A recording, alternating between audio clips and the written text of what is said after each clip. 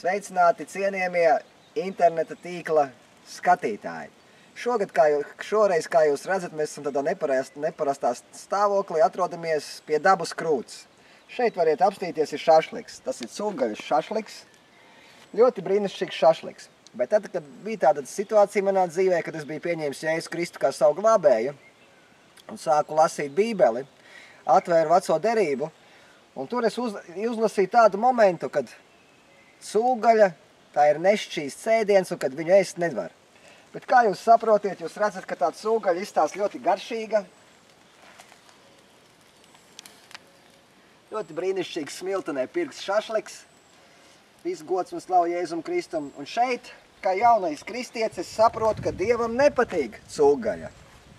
Un es saprotu, ka bija neliela cīņa, apmēram uz minūtēm 10. Es domāju, ko darīt? Dievs jeb cūgaļa.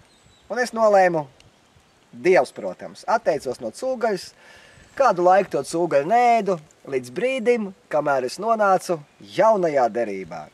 Un jaunajā derībā Jēzus Kristus saka, ka nekas nav nešķīsts, kas ieiet tevī iekšā, bet nešķīsts ir tas, kas nāk no tavas sirds ārā, no tava prāta, no tavas sirds, tavas domas, un tas ir slikts.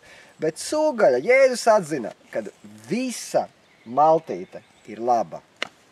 Tā kā priecājieties, es ceru, ka kāds no jums ir varbūt tās tagad tādā situācijā, kā es agrāk biju, jūs droši varat ēst cūgaļu. Jo, ja jūs nonāksiet debesīs pēc tam, kad jūs nonāksiet tur, būs skumīgi, kad jūs uzzināsiet, ka jūs varējāt ēst cūgaļu, bet jūs viņu neēdāt. Lai Dievs jūs sveitī. Galvenais, kas nāk ārā no jūsu sirds. Vispārējais sīkums. Uz redzēšanos!